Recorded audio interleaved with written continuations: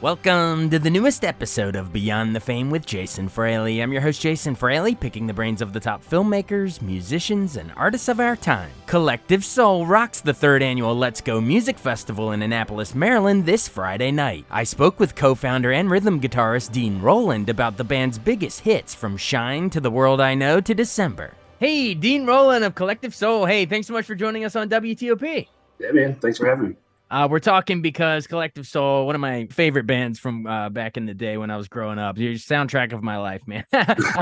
You're coming to the Let's Go Music Fest in Annapolis, Maryland. It's going to run 3 days, June 2nd and 4th. And, man, I'm looking at the lineup. Like, Friday is you guys and Live. Saturday is 311 and Cold War Kids and Lit and a bunch of others. Sunday is some country guys, Chris Young and Kip Moore, big stars. Like, are you excited to play with all these famous acts? And how does it change your set list, too, you know, when you're, like, going on after all these guys? Well, it can, depending on the time, how long of a set time we have. And then also, it can be a heavier, we'll have to play more rock type songs sometimes, depending on the vibe. But the most fun part about playing these types of festivals, like normally we're out on the road doing our own shows. When you do these festivals, you get to see your buddies that you haven't seen in a while, like the guys from Live or Lit or whoever it may be. Like it's, that's one of the perks of our job. It's a big reunion of all your favorite bands. Yeah, exactly. Very, very cool. Very cool. Well, it's going to be a good time. And I assume you'll be playing a bunch of the hits, but also we can get to them in a second if you want. But let's tell everybody about the latest album you have out of it. It's called Vibrating, came out in 2022. The big singles off it are All Our Pieces and Cut the Cord. Do you want to tell me about recording them or the inspiration of those two? Yeah, man. Well, we kind of decided to go back to recording the way we did early on, like get in a room and play, kind of track it as live as possible. And a song like Cut the Cord was a product of that. Like we were in there and just kind of getting an up-tempo kind of rock vibe going on. And it's so much fun that way because a lot of, over the years, you get, I don't want to say lazy, you just take different approaches, right? So, everybody goes in one at a time and does their parts, or even at certain points in time, we might not be in the same city, depending on what's going on, which is kind of insane to think about. So we just had a blast recording it, and it was like, recorded it, as much live as possible and keep that vibe and theme running through the record. Awesome. Well, everyone's going to look forward to seeing the new songs and, of course, all the hits. But whenever I have anyone on, I always love to hear sort of your superhero rock band origin story. So I know obviously you and your brother, brother Ed, lead singer and your rhythm guitarist. How did you guys, where'd you grow? It was Georgia you guys grew up, right? Like, what'd you listen to growing up? Was it like a musical family? I want to know how you and Ed got into this thing. Yeah. So we grew up in Georgia, born and raised in Atlanta. And our father was he was a voice major in college and went on to be like a minister in music. He went in later to become a Southern Baptist preacher. So started music was always around in our house. Our mother played piano in the church and her dad was the singer and then became the preacher. So we were surrounded by music. I didn't really see it as an option. It was just part of the colors of the wall. It was my life.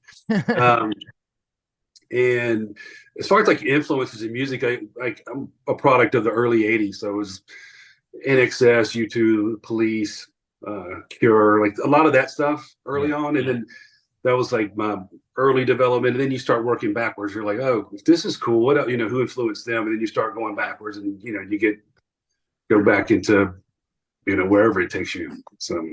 Yeah, absolutely. Well, so that's sort of like your early roots. But how did you meet the guys and actually form Collective Soul? I'm sure you told the story a million times, but for posterity, for our listeners, how'd you meet, Will Turpin? And I guess it was, he was on bass and then Shane was on drums, Shane Evans and Ross. Yeah, well, the short of it is we all grew up in a town. It was Atlanta, but it was a tiny little town called Stockbridge, 20 miles south of Atlanta.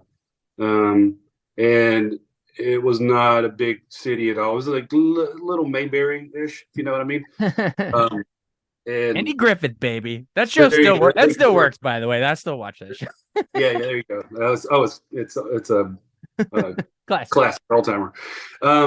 We essentially we went to high school together. We I've known Will as long as I've known anything. Like he literally grew up like 4 blocks down the street. His wife grew up literally across the street. So it was just a small town vibe. Will's father was a musician, and he owned a studio, a small recording studio in called Reel to Reel. And so our dad was like the church music dude, and his dad was like the rock and roll music dude. So we kind of like married those two things Put up them together. Yeah. Yeah, exactly. That's cool. That's cool. Well, the first album, it was called Hints, Allegations, and Things Left Unsaid in '93. I know it was like an independent label, Rising Storm, at first, and then it really blew up when Atlantic Records re-released it. I think it went like double platinum or something. And of course, the big hit everyone remembers is Shine. So, talk memories of recording that, and also, you're saying your dad was like a Baptist preacher, went on to be. Was there any in the beginning where people wondering with the lyric "Heaven Let Your Light Shine Down"? Were they wondering whether you were going to be a Christian rock band? You kind of make the music that this part of your environment. We've always just been honest with ourselves, and those the words that we kind of grew up with. Ed being the son of a preacher, we're in church as a kid. We were in church 3 times a week. You're forced to read the Bible, and that becomes part of your verbiage and your language and your metaphorical speak. And then but as far as his Allegations was a collection, right? There were some band performed recorded songs on that thing, and there were probably over half, or at least half, were Ed demos that he did by himself, Shine being one. Ed played drums on that song. Oh wow. Drum machine, by the way. And the intention of it was to get a record deal, or even to get a publishing deal, or some version of it. Our intention was not to release it to the public, and it was like, we're going to go and record. Our songs kept coming at that point. We had more and more songs, so we always kind of viewed it as like the second record, the Blue album, with World I Know and Gel and December. Those songs, that was recorded as a band, and basically as we were touring for Hints, Allegations. When we have a day off wherever we were, we would find a studio and go, and that record was recorded kind of pieced together while we're on the road. And that was like really the first band record. So Hints was more of a really a demo type thing that by happenstance turned into a commercial success.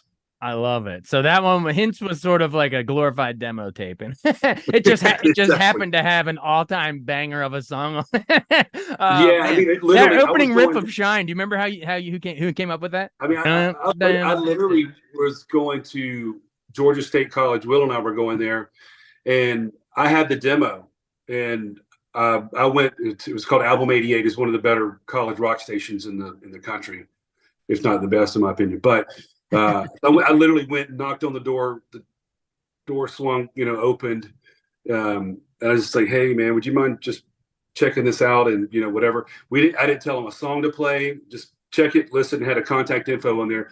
The dude listened to it, and he liked Shine, and he played it. And it was like the old school days where they played it. A lot of people called in. Then he contacted us, and later he became a co-manager of our band. So it was a little, some crazy little synergistic stuff going on. It's so cool, crazy to think that knocking on a college radio station door, and then suddenly it's one of the VH1 greatest songs of the '90s or whatever. Hey, before we move off on that, I want to get to the Blue album, obviously, or my listeners will kill me. But while I'm thinking about Shine, did you ever hear the Dolly Parton cover of it recently? I thought that was a cool take on it. Of Shine? Yeah, she did a cover of Shine. Yeah, man. Yeah, dude, that was a huge, really an honor, especially for Ed. I mean, a song that he wrote, that a songwriter of Dolly's statue, like that's cool. She's one of the greatest songwriters of all time. Absolutely, and for her to cover one of your songs that's a big deal. She won a Grammy for that performance. So cool. It's still, yeah, my wife and I heard it the other day. It pops on Pandora from time to time. If we're on like Yeah, a bluegrass station or something, it'll just come on. I'm like, whoa. yeah. That's so cool. Well, you mentioned, the second album is like was like your actual what you believe, like your first altogether, like really well produced, second real album. It was self-titled, but a lot of the fans call it the Blue Album, obviously. I think my favorite song of yours, at least I think the catchiest, most singable, which is "The World I Know." Do you know how did you come up with that? Did I read something that was like walking around New York City, looking around, and this is the world I know, or where did it come from? Yeah, it was pretty. I mean, it was pretty self. We had been working on that song on that Hits Allegations tour. So like during sound checks, we would just kind of hash through parts and different ideas. What seed ideas we had, and around that time, I remember, yeah, we were in New York City. Literally, Ed wrote those lyrics almost autobiographical. How you said the word? Autobiographical. There you go. Autobiographical. Thank you. Appreciate it. I can't expect you to get everything right. That's what I'm here for. Yeah, Drop in. Yeah, so it really is. It was one of those things, and it was like, I think with having struggled for so long, and then success, when it comes like that, it happens fast, and you're getting it from different directions, and like going back to people trying to put you in a box and define where you are, and like, are you a Christian band? Are you guys? Because it was in that time frame of like grunge music had kind of had its heyday, or was still kind of having it, or whatever. And as much as we love those bands, like we were that type of thing, but we were being criticized for being like grunge light, and so you're having to take all these shots. We're like, wait, we just want to play music. We're just doing the stuff that we like, and being honest with ourselves. But and I think Ed was probably in a self-reflective place of like, wow, this is what it is? Okay, all right. All right, I guess this is the world I know. All right, I like it. But yeah, just make the music you want to make. Who cares? Exactly. One more on that album. I have to talk about December because, everyone knows the line, they'll don't scream about it. Don't think about it. Turn your head. Now, baby, just spit me out.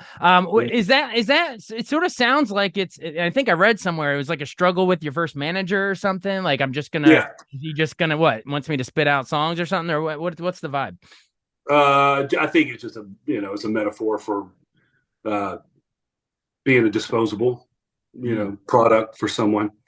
A lot of people take it as a sexual innuendo, but no, it's just it's literally. I think it's just a metaphor for you just being another disposable product for somebody who you're doing all you can to participating and playing your role, and and the other person's not really holding up their end of the bargain. Gotcha.